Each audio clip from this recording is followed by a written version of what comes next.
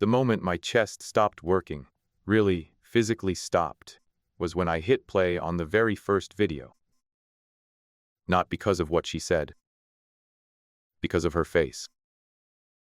I had watched 6 years of this woman's life, every vlog, every breakdown, every strange, crawling midnight hour she pointed that lens at herself and talked to no one.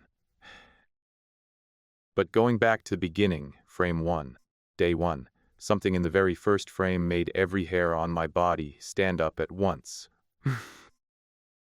She was different in that early video. Not younger, not more innocent. Different.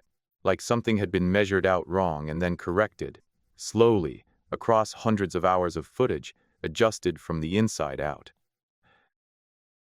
I couldn't stop watching. I run a small second-hand shop. Electronics, tools, whatever people bring in. Nothing glamorous. 3 weeks before the night I rewound that footage, a man came in with a camera. Old model, decent shape. Probably found it somewhere. I gave him $30 for it. Breath. I almost didn't check the SD card. My wife would have preferred I didn't. We'd been married 10 years. She still cooked nice meals. She still lit candles. Our anniversary dinner sat cold on the table the night I found those videos. The wax burned down to nothing. I noticed. I just didn't stop watching long enough to care. Some decisions once made cannot be unmade. The first video was simple. A young woman, 19 at most, sitting cross-legged on a dorm bed. Blonde curls, bright green eyes, a smile that was almost embarrassingly warm, real in a way that's rare to see through a screen. Breath. She talked about starting medical school, her roommate, a painting she was working on. I told myself I'd watch 10 minutes, then close the laptop. 3 hours later, I was still watching. There was something about her, not just her face or her voice, but something underneath it. Like a signal running at a frequency you can feel before you can hear. You can't explain why you can't look away. You just can't. Breath. For 3 weeks, I watched every evening after closing the shop. Beer, laptop, her. My wife stopped waiting up. I stopped explaining. But it gets worse. Around the 4-month mark of her recordings, something shifted. She started arguing with someone who wasn't there. Long, jagged arguments, her voice dropping to a whisper, and then cracking into screaming in the same breath. Then silence. Then she'd laugh, and the laugh was wrong, too wide, like her mouth was being stretched from somewhere behind the jaw.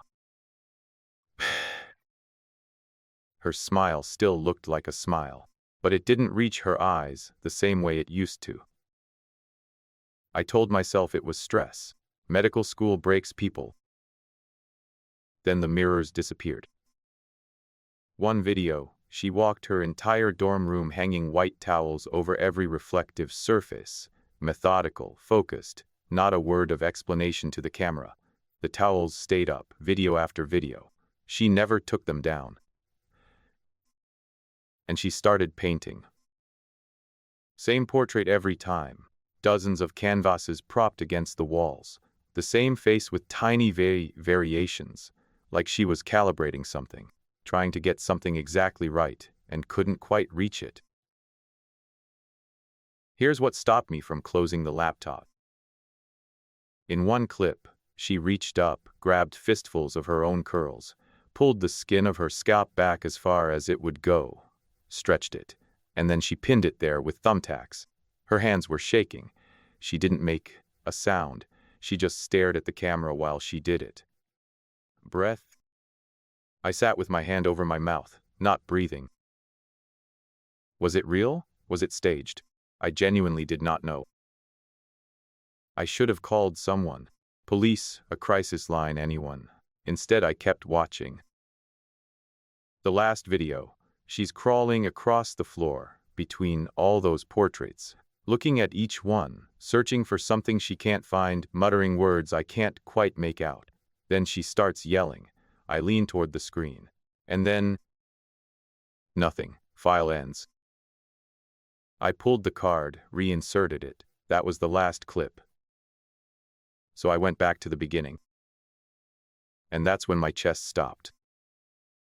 The changes weren't only in the later videos. They were always there, faint, easy to miss. Measurement lines along her jaw in the very early footage, like someone had sketched where the edges of her face should be. Her teeth in video 1 looked normal. By video 40 they were sharper. Too even, too precise, like they'd been filed down or grown in wrong. Breath. Her cheeks in the beginning were full. By the final recordings, they'd collapsed inward, folding over each other in a way that human cheeks don't fold. Something had been remaking her, slowly, across 6 years, while she talked to the camera, while someone watched. I started searching for her. Student directories, missing persons forums, social media, anything. Hours turned into days.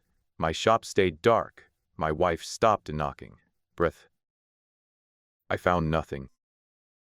And then, without noticing when it started, I looked at the reflection in my shop window and stopped moving entirely.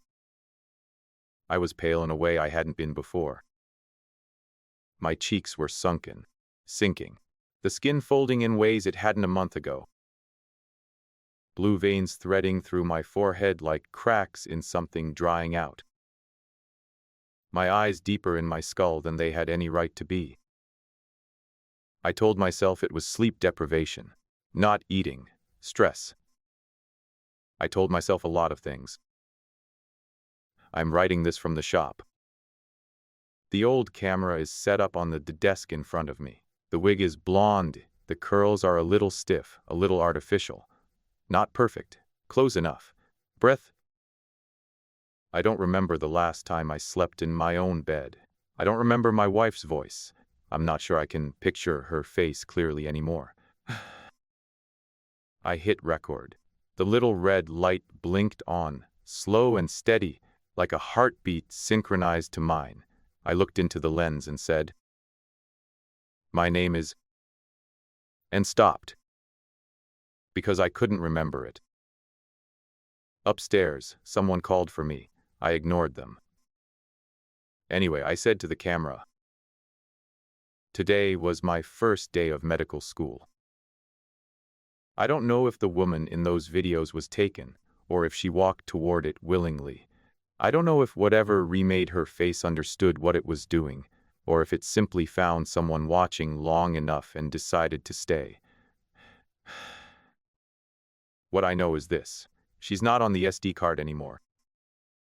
But the card isn't empty. If that story got under your skin, and I hope it did, Audible has a full library of horror that'll carry you deeper into the dark. Get 30 days free at audible.com. Free trial. Some of those titles will make tonight feel like the warm-up. Here's what I keep coming back to. The camera didn't malfunction. The files didn't corrupt. Whatever changed her face did it one frame at a time, across thousands of hours of footage, while she kept pointing the lens at herself and talking. Breath. The question isn't what was in the room with her. The question is what was on the other side of the screen. What do you think was really on that SD card? And do you think whoever's watching it now already knows what's happening to them? Drop your theory below. The most unsettling ones always come from the people who read the details everyone else skips past. Save this video. You'll want to come back to it after you've slept on it, if you sleep at all.